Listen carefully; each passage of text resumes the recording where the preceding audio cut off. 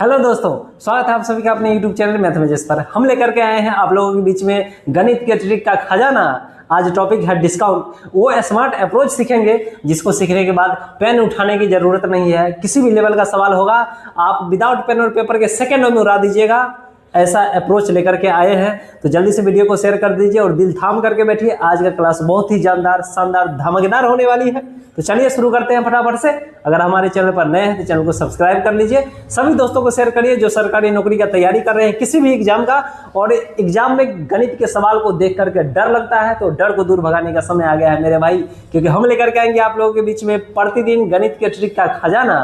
तो चलिए शुरू करते हैं। आज का पहला सवाल है, जब भी इस टाइप का सवाल एग्जाम में रहेगा सक्सेसिव डिस्काउंट से रिलेटेड, तो पेन उठाने की जरूरत नहीं है, आप सेकंडों में लगा सकते हैं। बस एक बात का ध्यान रखना है मेरे भाई, 3 को डिस्काउंट यहाँ पर दिया हुआ है, 20%, 10%, 8%। अगर सक्सेसिव डिस्काउंट दिया हुआ है उसमें से अगर एक डिस्काउंट भाई मेरे 10% का है, उत्तर आप सेकंडों में लगा सकते हैं। एक डिस्काउंट यहाँ 10% का दिया गया है, इसका उत्तर वही होगा जिस ऑप्शन का डिजिटल सम 1 होगा। डिजिटल सम का प्रयोग करके सवाल को उड़ा दीजिएगा सेकंडों में। तो चलिए सीखते हैं डिजिटल सम कैसे लगाते हैं। भाई पहला ऑप्शन है, इसमें जितना भी अंक है सबको जोड़ेंगे। तो 6 और 6 12, 2 14 और 4 18। 18 में भी मेरे भाई 1 और 8 है, दोनों को जोड़ेंगे। 1 8 को जोड़ेंगे तो 9 हो जाएगा, यानी इसका डिजिटल सम 9 होगा, ये उत्तर नहीं होगा। अगर एक डिस्काउंट 10% का है तो जिसका डिजिटल सम 1 आएगा वही इस सवाल का उत्तर हो जाएगा। चलिए ऑप्शन भी चेक करते हैं। 3 और 2 को जोड़ेंगे 5 हो जाएगा, 5 में 8 जोड़ देंगे 13 हो जाएगा, और 13 में 4 जोड़ेंगे 17 हो जाएगा। 17 में भी मेरे भाई 1 और 7 है, दोनों को जोड़ेंगे तो 7 और 1 8 होता है। 8 डिजिटल सम आया, ये ऑप्शन भी नहीं होगा, क्योंकि जिसका डिजिटल सम 1 आएगा वही इस सवाल का उत्तर होगा। भाई 8 और 3 को जोड़ेंगे 11, 11 में 1 और 1 है, दोनों को जोड़ेंगे 1 और 1 2, इसका डिजिटल सम 2 आया, यह भी उत्तर नहीं होगा। भाई ये 3 और 3 6 और 7 13 और 6 19। भाई 19 में भी 2 अंक है, 1 और 9 को जोड़ेंगे 10, और 10 में भी 2 अंक है, 1 और 0, दोनों को जोड़ेंगे 1। डिजिटल सम 1 आ गया, यानी कि सवाल का उत्तर यही हो जाएगा। तो ध्यान रखिएगा मेरे भाई, जब भी इस टाइप का सक्सेसिव डिस्काउंट दिया रहेगा उसमें से एक डिस्काउंट अगर 10% का है, उत्तर वही होगा जिसका डिजिटल सम 1 होगा, और सवाल को लगा दीजिएगा आप सेकंडों में। कैसा लगा ये ट्रिक नीचे कमेंट बॉक्स में लिख करके जरूर बताइए, और हम लोग बढ़ते हैं सीधे अगले सवाल पर। क्वेश्चन है, 25%, 20% और 10% के क्रमिक बट्टा समतुल्य एकल बट्टा क्या है। बहुत ही शानदार सवाल है मेरे भाई, इसमें भी 3 को सक्सेसिव डिस्काउंट दिया हुआ है। चलिए 25% का, 20% का और 10% का। भाई मेरे इसमें भी एक डिस्काउंट 10% का है, यानी कि इसका उत्तर वही होगा जिस ऑप्शन को चेक करेंगे और उसका डिजिटल सम 1 आएगा वही सवाल का उत्तर हो जाएगा। तो चलिए ऑप्शन चेक करते हैं मेरे भाई। ऑप्शन नंबर ए में लिखा हुआ है 4 और 6 को जोड़ेंगे 10 होगा, और 10 को मेरे भाई 1 और 0 होता है अंक, दोनों को जोड़ेंगे, इसका डिजिटल सम 1 आएगा, यही इस सवाल का उत्तर हो जाएगा। चलिए अगला ऑप्शन भी चेक कर देते हैं। 4 8 को जोड़ेंगे 12, 12 में मेरे भाई डिजिटल सम लगाएंगे 1 और 2, दोनों को जोड़ देंगे तो 3 होगा, इसका डिजिटल सम 3 होगा, ये भी उत्तर नहीं होगा। 5 और 4 9, ये भी नहीं हो जाएगा मेरे भाई। 4 4 8, ये भी नहीं होगा। तो जब भी एग्जाम में इस टाइप का सवाल रहेगा जिसमें एक डिस्काउंट 10% का रहेगा, तो ऑप्शन चेक करना है, जिसका डिजिटल सम 1 आएगा वही सवाल का उत्तर हो जाएगा। ऐसे ही स्मार्ट अप्रोच सीखने के लिए चैनल को सब्सक्राइब कर लीजिए, सभी दोस्तों को शेयर करिए जिनका गणित कमजोर है और सरकारी नौकरी का सपना देख रहे हैं मेरे भाई। हम लेकर के आएंगे आप लोगों के बीच में शानदार गणित का ट्रिक का खजाना। तो चलिए बढ़ते हैं अगले सवाल पर। एक दुकानदार अपनी वस्तु के अंकित मूल्य 10% की छूट देकर भी 20% का लाभ अर्जित करता है। जिस वस्तु का अंकित मूल्य 500 रुपया है वह उसने कितना में खरीदा होगा। शानदार सवाल है मेरे भाई, ऐसा स्मार्ट अप्रोच बताएंगे, विदाउट पेन और पेपर के लगा सकते हैं। एग्जाम में जब भी इस टाइप का सवाल पूछा जाएगा डिस्काउंट से रिलेटेड, बस एक बात का ध्यान रखना है मेरे भाई, ब्रह्मास्त्र याद रखना, MP बराबर CP, बस इस बात को याद रखिए और सवाल को उड़ा देना है। ध्यान रखना है, डिस्काउंट हमेशा अंकित मूल्य पर देना है मेरे भाई, और लाभ हानि CP पर देखेंगे। दिया हुआ है वस्तु का अंकित मूल्य 500 रुपया है, भाई MP दिया हुआ है 500 रुपया, तो डिस्काउंट इसी पर देंगे मेरे भाई, MP पर। सवाल में कहा गया है 10% का छूट देकर 20% का लाभ होता है। 10% का डिस्काउंट दिया है मेरे भाई, एमपी पर डिस्काउंट देंगे 10% का, 90 बट्टा में 100 बराबर में भाई सीपी लिखना है, सीपी ही निकालना है और लाभ हानि इसी पर लिखेंगे मेरे भाई। 20% का लाभ हो रहा है यानी कि 120% के लिए बट्टा में 100। 2 जीरो से 2 जीरो काटेंगे मेरे भाई, यहाँ कटेगा 0 से 0 काट देंगे, 3 से काटेंगे 3 बार में, 3 से कट जाएगा 4 बार में, 4 से ये भी कट जाएगा मेरे भाई, 4 एकम 4, 4 दूनी 8, 4 पंचे 20। 125 को 3 से गुना करना है मेरे भाई, सीपी आपका निकल के तैयार है। 3 पचे 15, 3 दूना 6 और 1 7, 375 रुपया इस सवाल का उत्तर हो जाएगा। जब भी एग्जाम में इस टाइप का सवाल पूछा जाएगा आप आसानी से लगा सकते हैं। बस ब्रह्मास्त्र याद रखना है मेरे भाई, एमपी बराबर सीपी, डिस्काउंट अंकित मूल्य पर देंगे, लाभ हानि सीपी यानी कि क्रय मूल्य पर है। कैसा लगा तरीका नीचे कमेंट बॉक्स में लिख करके जरूर बताइए। और इस टाइप का एक क्वेश्चन और कर जाते हैं ताकि एग्जाम में जब इस टाइप का सवाल पूछा जाएगा आप आसानी से लगा सकते हैं सेकेंडों में। तो चलिए बढ़ते हैं अगले सवाल पर। एक दुकानदार 10% का बट्टा देकर 26% लाभ कमा लेता है।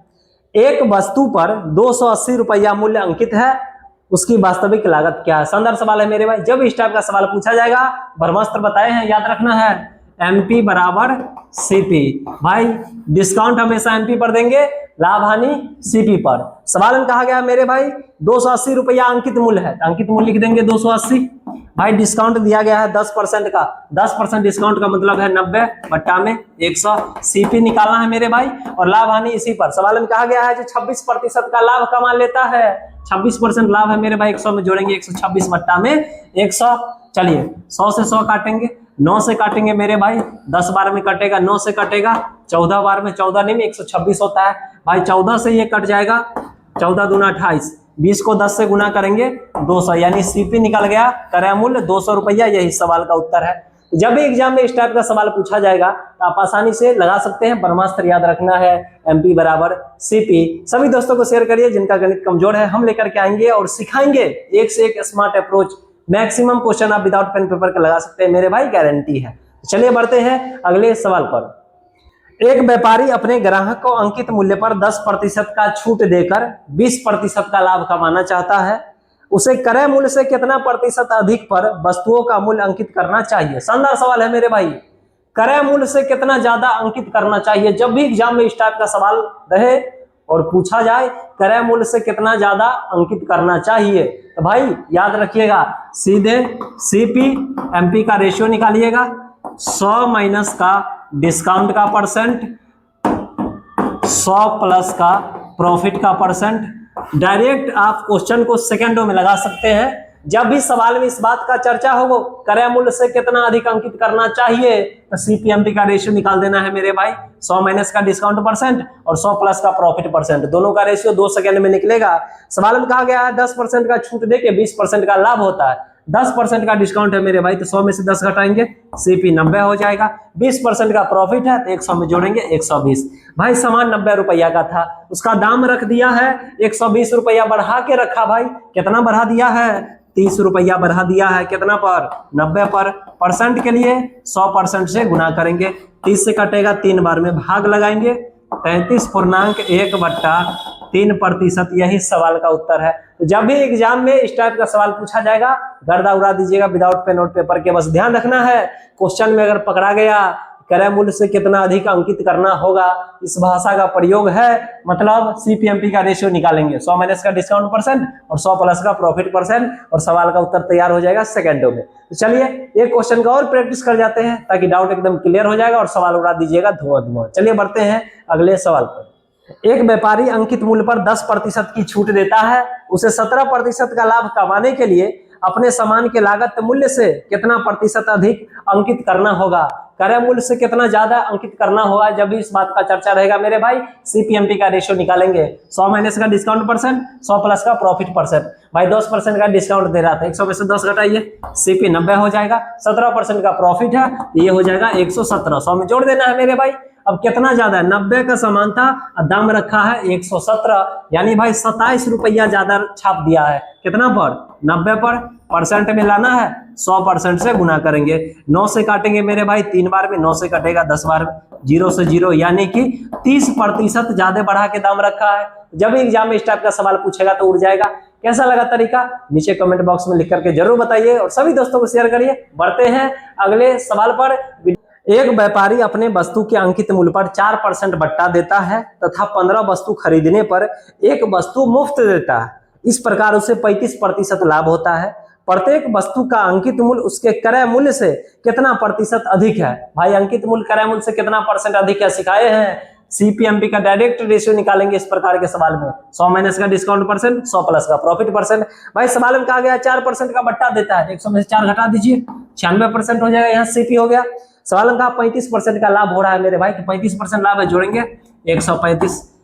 सीपी एमपी का रेशियो निकालिए। सवाल में कहा गया 15 को वस्तु खरीदने पर एक वस्तु फ्री में देता है, यानी कि टोटल वस्तु आपको मिल रहा है 16 को वस्तु मिल रहा है। तो भाई टोटल वस्तु 16 मिल रहा है, तो 16 से भाग लगाएंगे सीपी वाला में। 15 वस्तु का ही पैसा दिए थे, तो भाई 15 से भाग लगाएंगे इसमें एमपी वाला रेशियो में। अब यहाँ 16 से कटेगा मेरे भाई, 6 बार में कटेगा, 15 से कटेगा 9 बार में।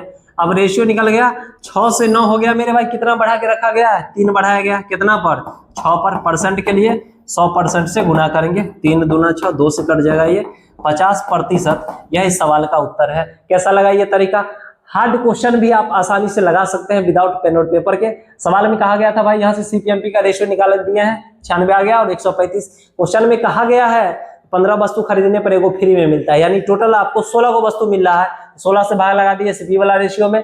15 वस्तु आप खरीदे हैं, 15 का पैसा दिए हैं भाई, तो 15 से भाग लगा दिए एमपी वाला में। यहाँ से 6 सीपी हो गया और एमपी हो गया 9, 6 से 9 मेरे भाई बढ़ा के रखा गया, कितना 3, कितना पर, 6 पर। परसेंट के लिए 100% से गुना कर दिए, 50% बढ़ा के रखा गया है। तो चलिए इस टाइप का सवाल एग्जाम में पूछा जाएगा तो आप आसानी से लगा सकते हैं। चलिए बढ़ते हैं अगले सवाल पर।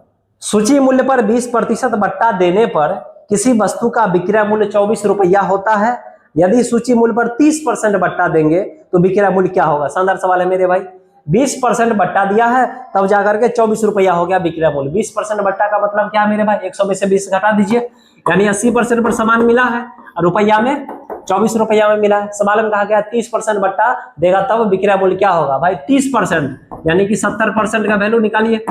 24 बट्टा में 80 गुना का 70, भाई 8 0 से 0 कटेगा, 8 त्रिक 24, गुना करेंगे 7 और 3 को 21 रुपया। यही सवाल का उत्तर है। तो जब भी एग्जाम में इस टाइप का छोटा छोटा क्वेश्चन पूछा जाएगा तब विदाउट पेन पेपर के लगा सकते हैं आसानी से।